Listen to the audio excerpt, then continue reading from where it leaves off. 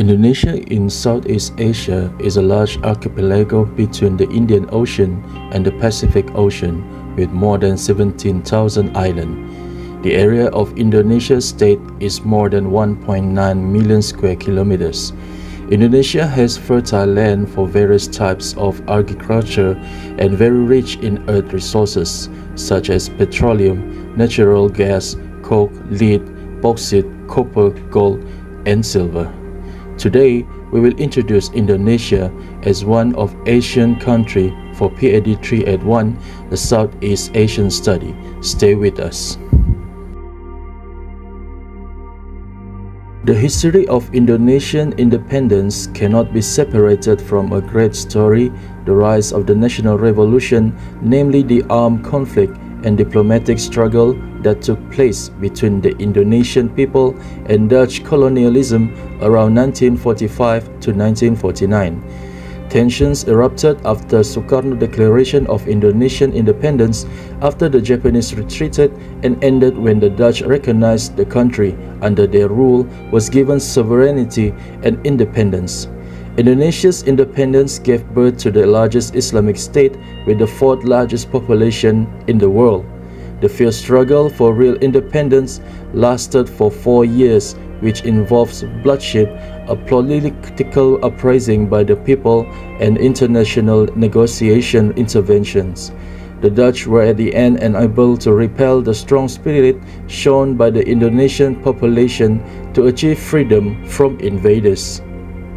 The social and culture of Indonesia. Indonesia is the largest Muslim majority country in the world. It is also the biggest archipelago consisting of over 17,500 islands. The dispersions of the islands means the distinct microcultures have developed to be regionally specific. Furthermore, over 300 ethnic groups are spread across Indonesia. The largest is the Javanese population with 41% that mostly occupies the island of Java. Others include, but are not limited to, the Sundanese, Malay, Batak, Maduris, and Betawi people.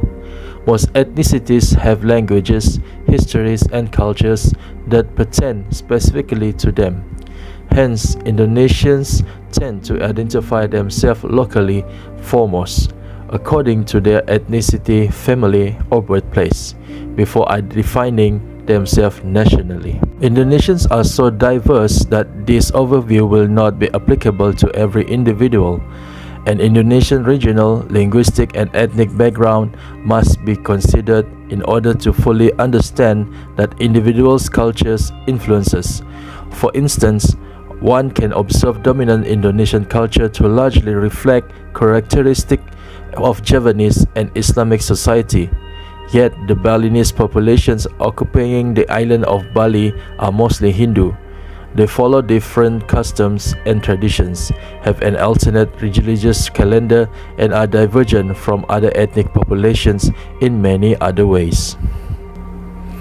This being said, there are cultural concepts of broader Asian culture that are recognizable throughout Indonesia. For example, face is the quality embedded in most Asian cultures that indicates a person's reputation, influence, dignity, and honor. By complimenting a person, showing them respect, or doing something to increase their self-esteem, you give them face. Similarly, people can lose face and save or build face. Therefore, individuals in Indonesia usually act deliberately and with restraint to protect their self-worth and peer perception. Conservative conduct is the norm, as people don't want to stand out and or risk losing face by doing something inappropriate.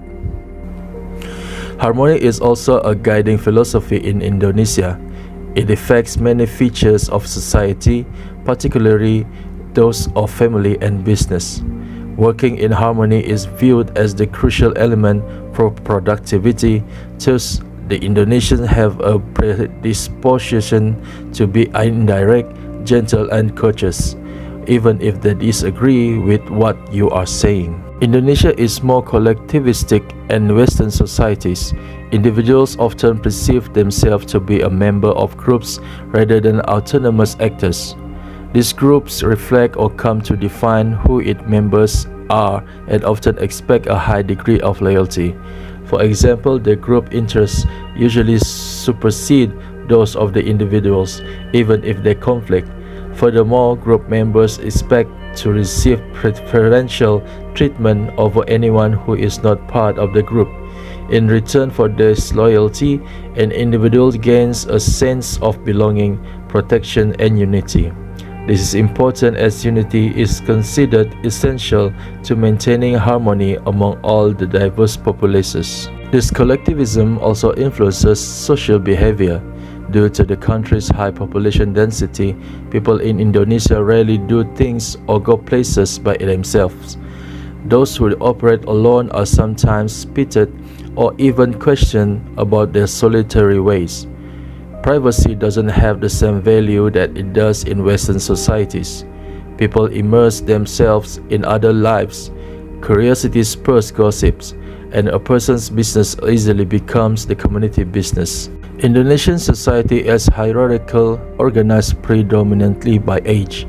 One's status, education, and perceived power will demand degrees of deference, but age usually becomes the overriding factor determining the level of respect. Elders are presumed to have the most wisdom and are therefore considered the most deserving of authority. Indonesians may use honorific speech and bow slightly when talking to someone older than them. Women have full civil rights. The Islamic code that professes a separation between genders is not followed as stringently as it is in other Islamic countries. However, there is a distinct attitude in society that sees females as secondary to males.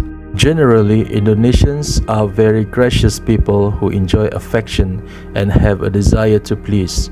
By large, they respond well to those who show respect in the appropriate fashion and pay them recognition.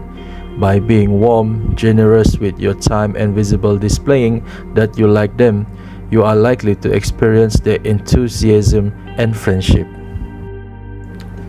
Indonesia politics. Indonesia has shifted through a number of political systems since its independence in 1945. Its latest period is known as the Reform Era, which began after the resignation of the authoritarian President Suharto in 1998. This prompted a major governmental reform, including 4 constitutional amendments and several new laws that shaped the current political structure. Some of the most important changes include limiting president to 2 terms of office, establishing a direct popular election rather than a parliamentary one, reorganizing the government model into a separation of powers, and greater emphasis on decentralization of power to local administration. Indonesia's political system separates as powers between 3 government branches: the executive, legislative, and judicial branch.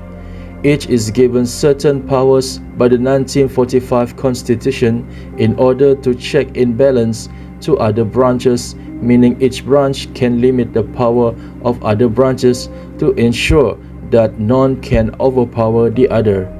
The legislative branch is responsible for making the country's laws. The executive branch enforces them, and the judiciary interprets the law and how they should be applied. It goes the same as Malaysia government separation of powers, but with a single head that holds the government and the country, which is the president. The economy of Indonesia. Over the past few decades, Indonesia is seen as a country from Southeast Asia who successfully developed and intensified the industrial sector of economy, following other major Asian countries like Hong Kong, South Korea, and Taiwan. Although the Indonesian economy is growing well, in 1980s and 1990s, Indonesia has been very impressed by the economic crisis that has hit all of Asia in 1997, which then led to reforms in the country. After that, the Indonesian economy is seen to be recovering and has the status of developing country with a diverse history of economics, culture, and politics. Indonesia is now the 16th largest economy in the world and ready to soar up to 5th place by 2030 according to the Asia Fund managers. The percentage of inflation in Indonesia is now down to one figure. National debt is also low at 29% for GDP value, and over the past 10 years, the rate of economic growth has increased with an average of 5.3% per annum. Positive economic development in Indonesia not only based in the capital Jakarta, even other cities that have a mid-population size as well as in rapidly developing such as Medan, Bandung and Surabaya. Indonesia economy is stimulated by a few factors such as the rise of Asia in economic trade, the urbanization process with a spike from 53% present population in urban area, the increase of young people population, an estimated contribution of economic growth of 2.4% by 2030, and the advancements of Indonesian people with technology and digital developments. The impacts from trade war between China and US also help to boost the economic of Indonesia, and lastly the development of Indonesia infrastructure that making the interest of a broad company to invest in Indonesia. As a conclusion, the independence celebrated by the Indonesian people on August 17, 1945 each year paid at a very high sacrifice toward of Dutch colonial rule for 350 years. The arrival of European powers to Asia in pursuit of the riches of the earth has greatly influenced and shaped the history of most countries in Asia with political and economic dominance. But now, Indonesia can be par with Western countries and achieve stable economic strength, as well as looking forward to becoming a new world superpower. For Indonesia to continue to achieve a sustainable economy in the future, the factor of increasing the population of the middle class must be supported in addition to reducing the poverty level of the population. An increasing number of middle-class citizens will be able to support productivity and innovation with the help of a better standard of education. This will guarantee economic strength from within the country and reduce the negative effects of external factors which can affect economic development. That is all for our presentation, and hope it will achieve your expectations for introducing Indonesia for PhD 381 Southeast Asia study. See you again in another time. Thank you.